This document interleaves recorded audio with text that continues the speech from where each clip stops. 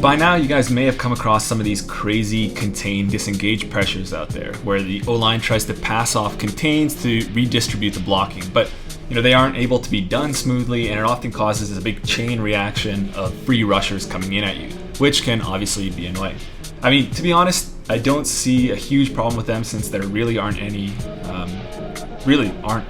ways to blitz in this game, and as you'll see, these can be blocked. But there is a patch coming next week with significant fixes to the contain behaviors, so this could all be gone at that point and kind of useless in that sense. But who really knows, they might not get completely fixed, and even still, you're probably going to want to know how to block these for the days leading up to it. So usually it's out of a nickel set, one of these overload buck slant type blitzes. So the one out of nickel 335 SAM is particularly egregious, so we'll go ahead and call that, and we'll just come out in just any old regular shotgun or passing play.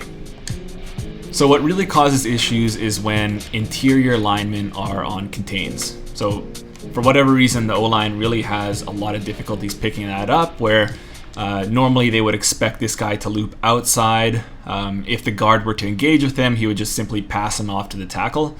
But if he is aligned really inside, or if the defense pinches the line and then contains, so they'll get kind of the contain looping animation, but it'll be inside rather than outside. So the guard really has a lot of difficulties trying to pass that off to the outside. And usually what'll happen, he'll kind of bounce off or come through free through the line. And then if he doesn't, come there and make a sack, it causes kind of a chain reaction with the other guy. So right here, we just have everybody out in the route, and we'll just show you how it kind of goes through. In this case, nobody engaged, but you see what happened there. So he had, from the pinch, he was going to go inside, not outside, and this is what's going to be patched in the next patch, I believe, looking at the patch notes. But who knows, the pass-off behavior might still be in the game, which I think has some fundamental issues. So right there, he's essentially taking away two blockers. I know the guard comes in late, but at that point, it's a little bit too late. And then you also have this this kind of weird other contain that's coming around and looping inside, because again, this difficulty with swapping these guys out. Now, anyway, the guy that came in free, in this case, because he did not engage with anybody, he's still in his contain, wait for the quarterback to move. However, if you were to escape, like in this case, you would clearly want to escape out to the right, then he would obviously go right after the quarterback and get that sack. Or if the quarterback waits long enough in the pocket there, he's going to break his contain and go right after the quarterback. In many cases, though, what will happen is that end right here, this guy right here, will engage and immediately disengage with the guard, and he'll come inside. So that time it worked. More often than not, that's going to happen. So again, we'll go ahead and show that. So he's engaging. The guard isn't fully engaging because he wants to pass him off to the tackle, but the defensive tackle is disengaging inside, and then you have nothing going on there, and then that just causes a big chain reaction, as you see right here. Like this is really wasn't like really a shed animation, and then just a couple guys come in free. Now you would think blocking a running back would do the trick here, just getting that extra blocker. We have 6 against 5 just to clean up anything that happens. But that's not always the case, and it's not really consistent. So in this case here, you see just a number of disengages here.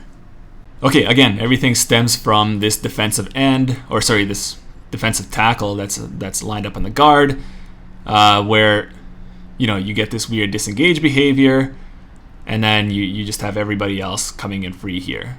So just really, really tough to block with any intuitive adjustments, but we'll get to that.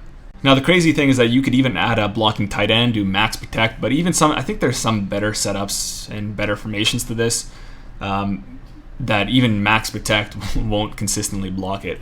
And also play action, like in years past, if you find a blitz, chances are it's not going to work against play action because the blocking works a little bit differently and usually picks it up. But in this case, the play action has a little bit of difficulties, if I can get the setup right, blocking that edge guy. Usually somebody's coming in free there. So then the part that you actually care about is how do we block this stuff. So let's just go ahead and set it up again. just putting the contains out there. So like I was saying already, is the guy that causes all the issues is this defensive tackle that's away from the blitzing nickel. Okay, so he's going to come in free, and then he's going to cause all sorts of havoc with the rest of the defensive line. So what we want to do is we want to double team him. So we'll go ahead and put our double team on him. So he's the defensive tackle away from the nickel.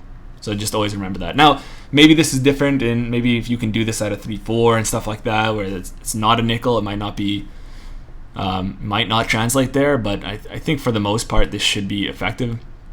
So now you have essentially 4 blockers against 5 because you're using a double team. So you're going to have to get another blocker in there, which is going to be a running back. But even that's not enough. You need to ID the blitzing corner right there. So now if I were to run this again, you see the setups, the blocking's kind of weird, but everything works out nicely for us. Okay, so right away we see the double team over here. Now I'm a little bit, it is weird that it's not the tackle and the guard double teaming him, but nevertheless it works out.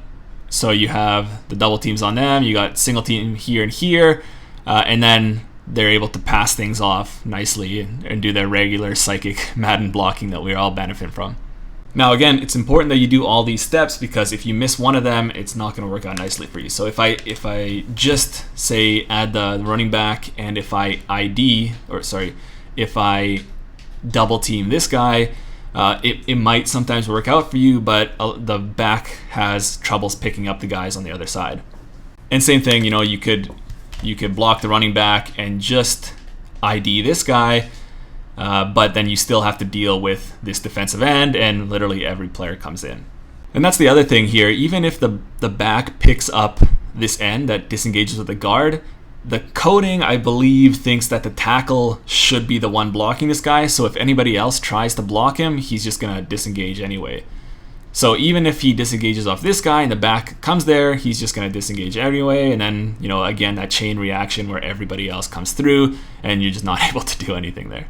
So one last time for good measure, you're blocking the running back, double teaming the defensive tackle away from the nickel, and then you are IDing the nickel, and everything should be okay for you. Just like that. And usually, the contain isn't good on this, so you can usually scramble out of that and pick up nice yardage. Okay, so that's that. Definitely remember this, because after the patch, it might still work out. Maybe there's a different way of doing this stuff, a different manifestation of it, and now you'll know the setup. And this should be fairly universal. Other than that, yeah, definitely use that if you come up against it online. If you're seeing people shed in really quickly for no apparent reason, it's probably something like this, in which case this should help you out a lot. Okay, so that'll be it for this one, and I'll see you guys in the next one.